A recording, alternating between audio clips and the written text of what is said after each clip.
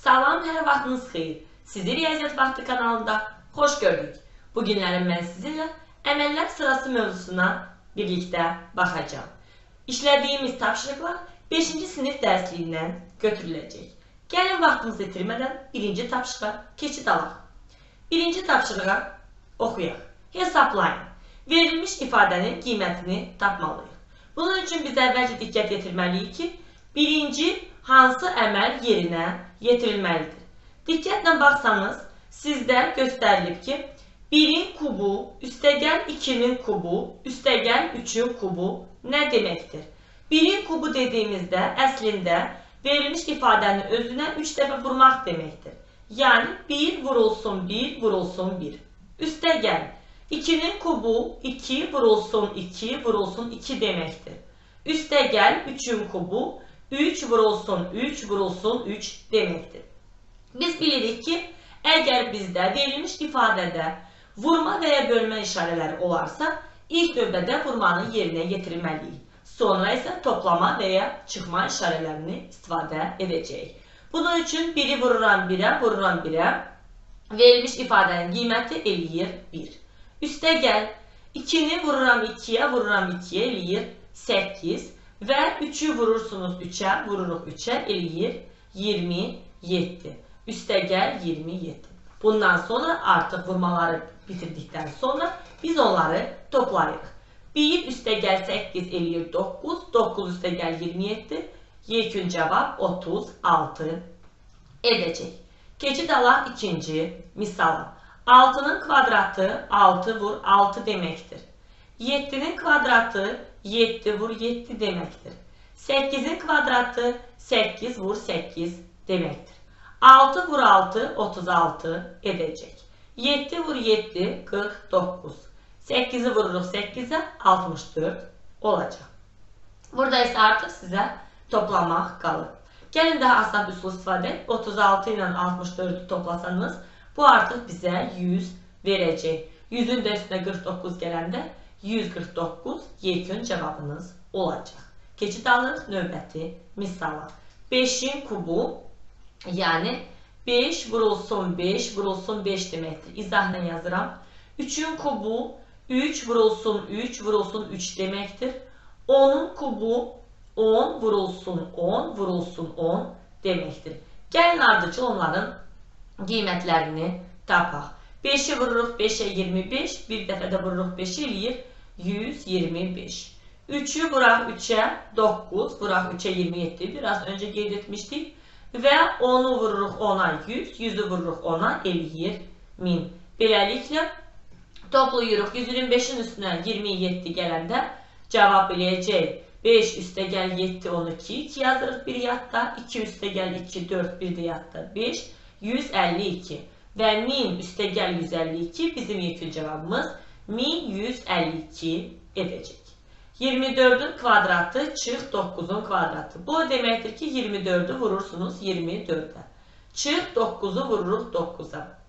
Əgər şifahi hesablamaq sizə çətindirsə, siz hər zaman kənarda 24-ü 24-ə vurmağı alt-alta yaza bilərsiniz. Gəlin xatırladım. Əvvəlcə 24-ü vururuq təkliklər mərtəbə vahidinə, yəni 4-ə. 4-ü vuram 4-ə 16, 6 yazıram bir yadda. 2-ni vururuq 4-ə 8, bir də yadda 9. Üstəgəl indi isə onluqlar mərtəbəsinə vururuq. 2-ni vururuq 4-ə 8, 2-ni vururuq 2-yə eləyir 4.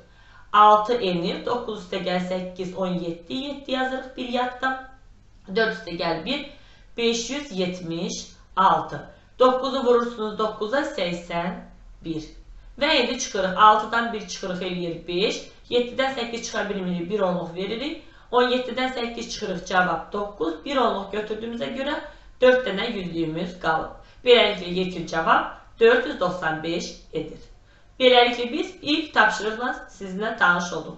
Gəlin keçid alaq növbəti tapşırığa. Gəlin keçid alaq ikinci tapşırığa. Qeyd edim ki, bugün işlədiyimiz tapşırıqlar 5-ci sinif dərsindən əməllər sırası mövzusunda 39-40 səhifələrdə yerləşən tapşırıqlara sizinlə birlikdə baxmağa çalışacağım bu müddət ərzində. İkinci tapşırığı oxuyuram. İfadələrin yazılışlarını sadələşdirin və qiymətini tapın. Əslində bəli, kimsə deyər ki, burada artıq sadədir də. Bunu necə sadələşdirir? Sadələşdirin dediyimizdə, yəni onları hesablayın və yaxud hansı ifadəni əvəz edin. 3 vurulsun 3 vurulsun 3, bunu əvəz edə bilərik. 27. Burada da diqqət yetirsəniz, əslində 3 dənə 12'miz var. Bunu daha sadə yaza bilərəm. Üstəgəl 3 vurulsun 12 kimi də əvəz edə bilərəm. Xeyr, sizə toplamaq daha asandırsa, o zaman siz toplaya da bilərsiniz. Bu demək deyil ki, hamı eyni qaydadan etməlidir. Amma sadələşmiş forması bu olacaq. Yəni 27 üstəgəl 3'ü vururuq 12 eləyir 36. Və sonuncu addım 27 ilə 36'nı toplamaq lazımdır. 7'nin üstünə 6 gəlirik eləyir 13. 3 yazırıq bir yadda. 2'nin üstünə 3 gəlirik eləyir 5. Bir də yadda 63. Eyniliklə ikinci ifadəyə keçək. 8 vur 8 64.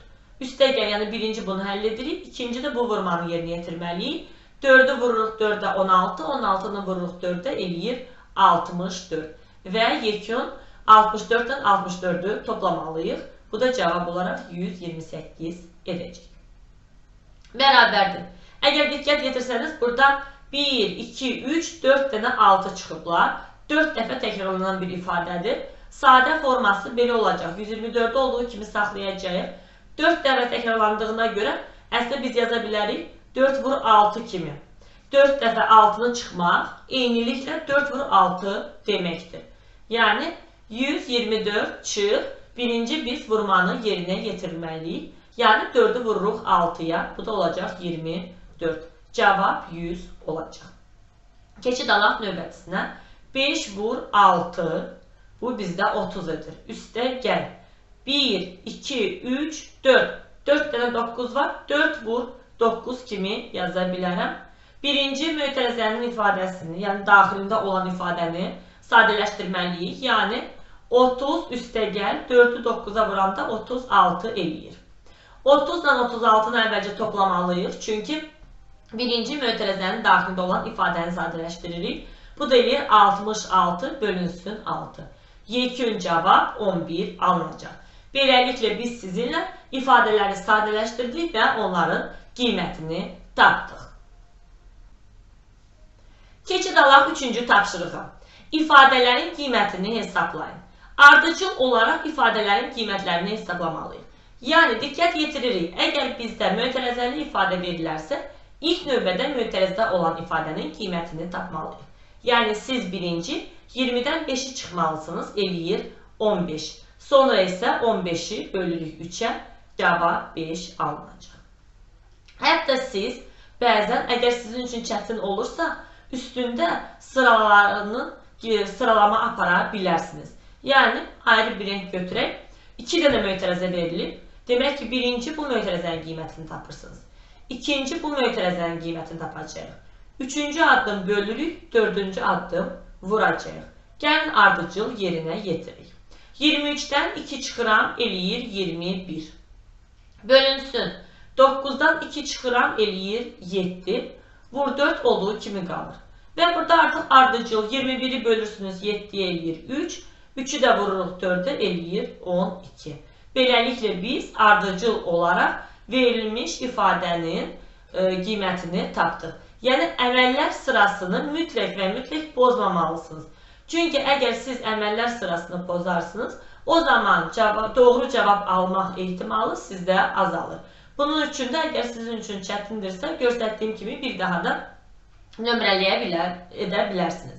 Yəni birinci mötərizəni edək, ikinci vuraq, üçüncü bölək və 4 çıxaq. Əksinə də ola bilər, onu da qeyd edeyim. Birinci bölə bilərsiniz, ikinci mötərizədəki olan ifadə 3 vurma və 4 çıxma işarəsini yerinə yetirə bilərsiniz. Yəni birbaşa da yaza bilərsiniz. 129'u 3'ə bölə bilərsiniz. Bu edəcək 43. Çıx, 4 vurulsun, 24'dən 16 çıxırsınız. Cavab eləyir 8. Və beləliklə 43'dən çıxırsınız 32. Cavab 11 edəcək. Dördüncü misala keçid alaq. Yenə burada birinci toplayaq, ikinci vuraq, üçüncü də bölək. Yəni 4 vurulsun olduğu kimi yazıram. Birinci çünki 8'dən 2'ni toplamalıyam. Cavab eləyir 10. bölünsün 5'də olduğu kimi qalır. Sonra 4'ü vururam ona, çünki ikinci əməlimizdir. 40 eləyir və üçüncü addımımız 40'ı 5'ə böldüyümüzdə 8 cavabı alacağıq. Keçid alaq 5-ci tapşırığa. Birinci burada ardıcıl böləcəksiniz, ikinci vuracaqsınız, üçüncü çıxacaqsınız. 36'nı bölürəm 4'ə eləyir 9. İkinci addım 9'u 3'ə vurmalıyam, 27. Üçüncü addımda 27'dən 3 çıxıram, cavab 24 edəcək. Beləliklə biz sizinlə verilmiş tapşırığın ilk 5 bəndinə baxdıq. Gəlin keçid alaq 4-cü məsələyə. Səmayə xanım 435 manat maaşının 325 manatını ərzağa, qalan pulun yarısını nəqliyyata, yarısını isə digər xərclərə sərf etdiyini deyir. Səmayə xanım nəqliyyata ayda nə qədər pul xərcləyir? Gəlin əvvəlcə qeyd edək, Səmayə xanımın aldığı maaş nə qədərdir? Səmayə xanım 435 manat maaşının, demək yaza bilərik ki, onun maaşı 435 manatdır. 325 manatını ərzağa. Gəlin yazaq, ərzağa tiri 325 manat. Qalan pulun yarısını nəqliyyata. Demək ki, yazırıq, nəqliyyata tiri qalan pulun yarısı, yəni bilmirik nə qədərdir. Elə buradan yazırıq, qalan pulun yarısı. Yarısını isə digər xərclərə sərf etdiyini deyir. Gəlin buradan qeyd edək ki, digər xərcləri də biz bilmirik. Bu da olur yarısı. Səmayə xanım nəqliyyata ayda nə qədər pul xərcləyir? Keçid alaq indi bizim həllimizə. Biz bilirik ki, cəmi 435 manat maaşdır. 325 manatı ərzağa gedirsə, gəlin qalan pulları tapaq. 435'dən ərzağa gedən pulları çıxsa, qalacaq. 5'dən 5 çıxırıq 0, 3'dən 2 çıxırıq 1, 4'dən 3 çıxırıq 1. Yəni 110 manat qalan puldur. Bizə isə deyilir ki, nəqliyyata qalan pulun yarısını, yarısı dediyimizdə biz bu məbləği 2'yə bölməliyik. Çünki yarısı 2 deməkdir. Bu da edəcək 55 manat nəqliyyata xərclənən puldur. Beləliklə biz sizinlə yaza bilərik cavab 55 manat.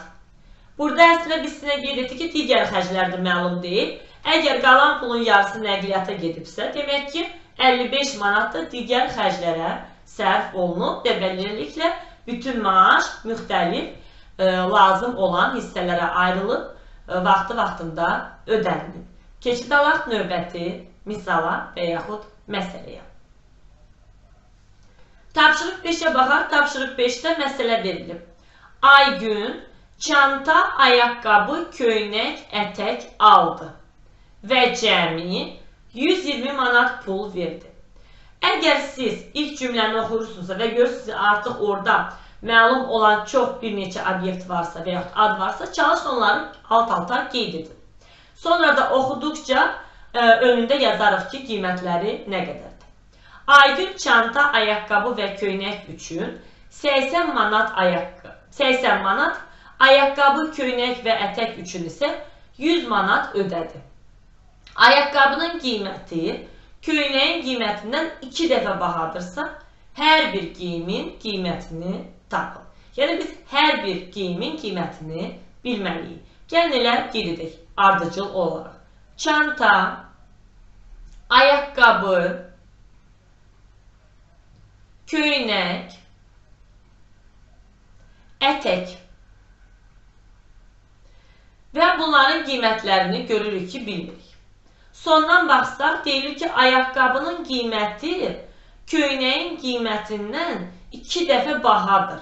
Bu deməkdir ki, biz köynəyi düzbucaqlı işarə etsək, tam hissə modeli, Ayaqqabı 2 dəfə bahadır nə deməkdir? Bu olacaq 2 dama. Digərləri də bizə məlum deyil. Amma çanta, ayaqqabı, köynək, yəni baxın bunlar üçü birlikdə 80 manat təşkil edir. Ayaqqabı, köynək və ətək isə gəlin ayrı rəng göstərim. Yəni bunların üçü 100 manatdır.